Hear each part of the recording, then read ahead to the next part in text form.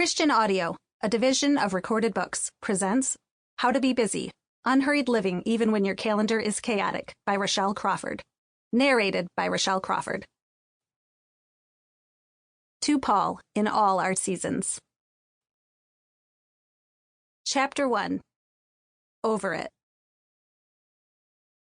I took a shortcut through the produce section and had just pushed my shopping cart into the checkout line when my then 5-year-old hesitantly announced, "Mommy, I have to go potty."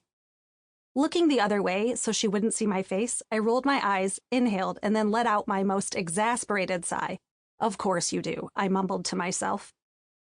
We had exactly 0 time for her to pee. Isn't that how it always goes? Nobody loses a shoe, must pee right now, or shatters a drinking glass dispensing shards of glass over 2 levels of kitchen surfaces when you've got nowhere to be. Of course not. It's always going to happen when it's literally the last thing you have time for.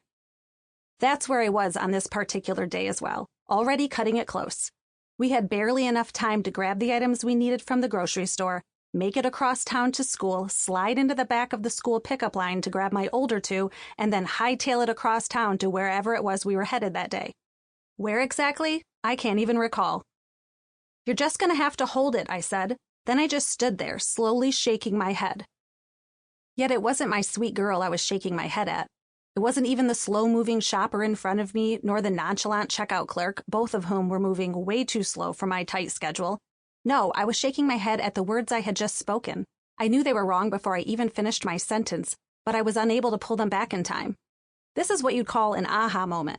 My life seems to be a series of them, divided not by decades, but points of no return.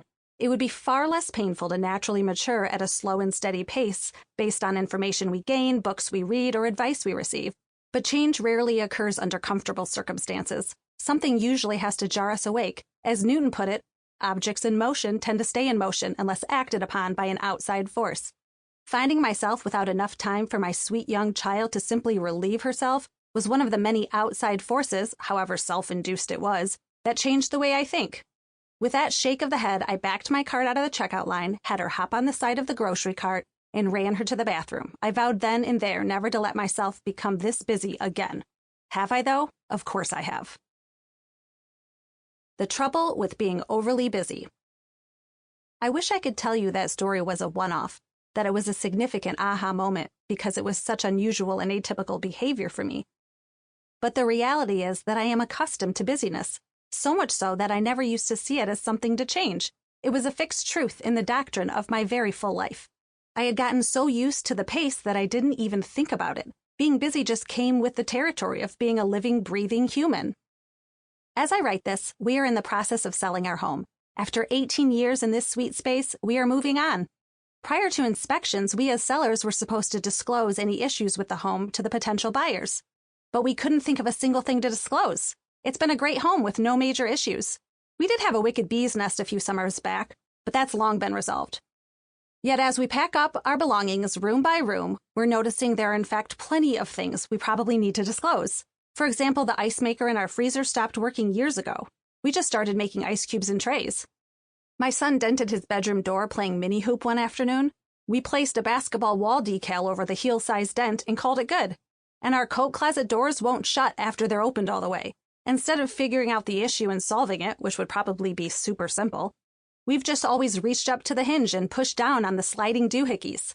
There were plenty of little issues, but we've lived with them for so long that we didn't recognize them as issues. It's just the way things are around here. The same thing can happen to our calendars. When busy is the only pace we know, we don't always recognize it as problematic. In fact, over time, it can even start to feel somewhat comfortable.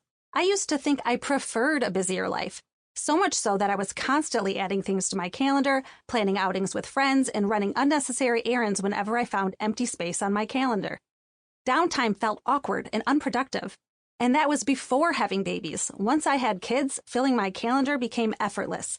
Playdates, work, volunteering, shopping for new stuff, running sick kids to the doctors, visiting grandma, returning the stuff I had recently shopped for. Their nap schedules were my only saving grace. Once those babies outgrew naps and started school, all bets were off. My calendar just filled itself. Busyness is pretty much the default factory setting of parenthood these days. It comes with the territory. It's like when you make an online purchase only to find yourself automatically... Sample complete. Ready to continue?